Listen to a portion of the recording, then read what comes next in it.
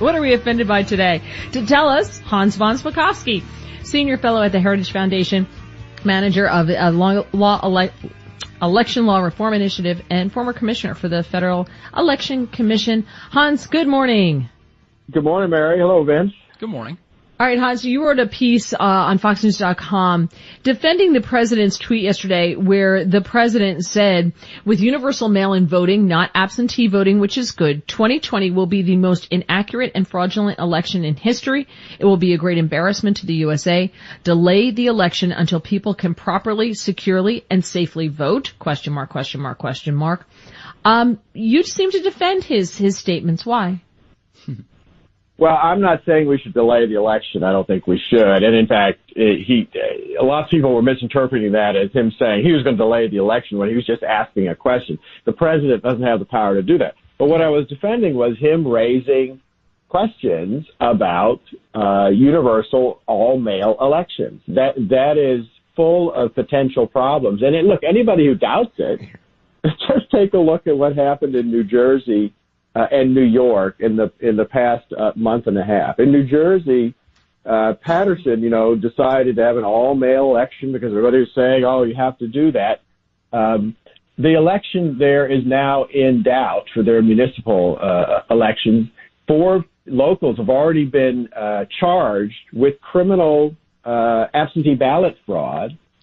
And they've had huge problems, everything from finding huge bundles of absentee ballots in a different town to accusations that voters saying, well, I'm being shown as having voted. I never got my ballot. So they really don't know what exactly happened in the election. Or take a look at New York.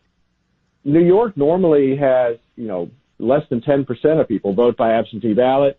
Huge numbers did for their June 23rd primary, and it was a chaotic disaster. They only just now, 5 weeks later, have finished counting the ballots, and 1 in 5 ballots was rejected by election officials. That means 20% of the voters have been disenfranchised. It really is the story this year, isn't it, Hans? Of this mail-in voting so far has been one of disenfranchisement. So when you hear the president's opponents come along and say, you're trying to disenfranchise voters, this feels like Bizarro World to me, because the only story we've gotten out of the mail-in voting process this year is that in state after state, including right here in Washington, D.C., thousands upon thousands of voters have been disenfranchised by both an inefficient and at times fraudulent mail-in voting process.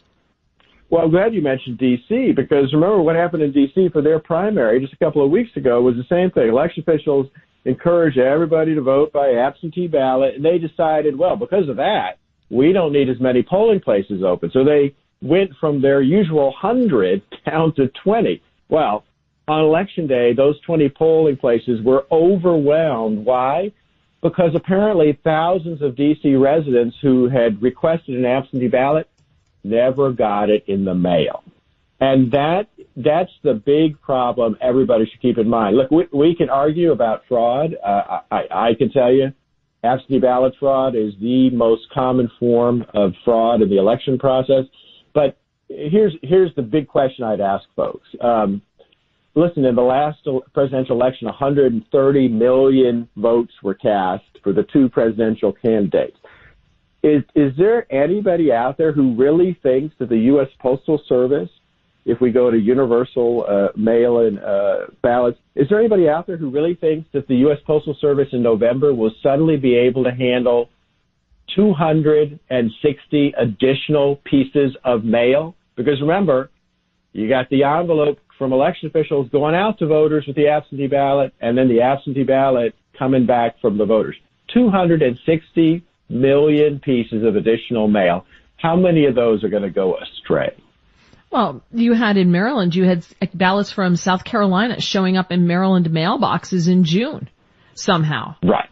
Yeah. And that just shows the many problems with transferring our elections over to the U.S. Postal Service. Well, now, I was just going to say along those lines, just to with Hans's point here, according to the Federal Election Assistance Commission, they estimate about 28.3 million mail-in ballots remain unaccounted for between 2012 and 2018. 28.3 million. That is such a huge number. People think it's like a dozen here, a dozen there. It shouldn't be one. Every vote should count, but you shouldn't have one person have their vote negated by fraud. 28.3 million. It's insane. Okay, I'm done. Well, Hans, what I wanted to say is just the margins that we're talking about where presidential candidates win important states are obviously very slim in some cases. Like, for instance, in Michigan, President Trump beat Hillary Clinton by 11,000 votes. That's 0.23% is the margin by which he beat Hillary Clinton in an election where we could actually count the ballots.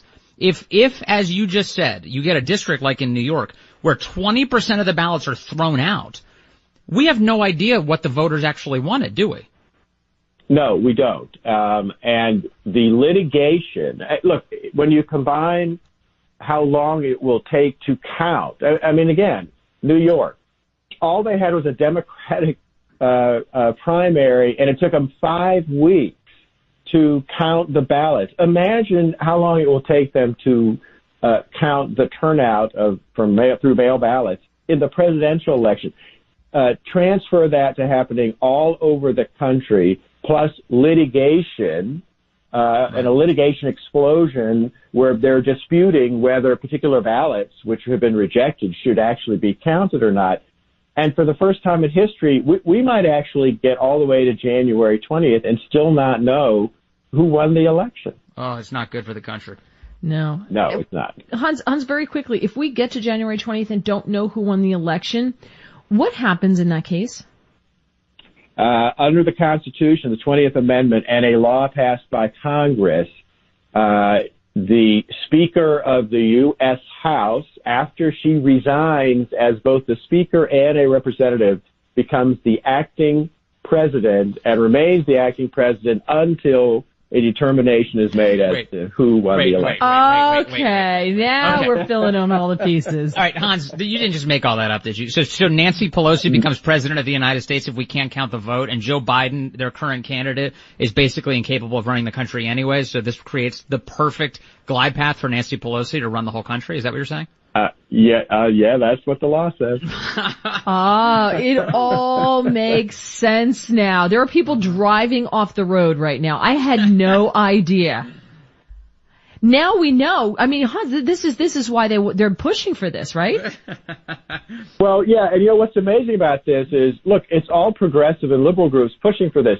Listen, 8 years ago, the New York Times had this big article in which they talked about all the vulnerabilities of absentee ballots right along the lines of what I'm talking about. Back then, they actually recognized that and pointed out that the more people vote by mail, the more ballots get rejected, the more ballots are vulnerable to all kinds of other problems. And the New York Times actually analyzed it the right way. You won't hear that from them today.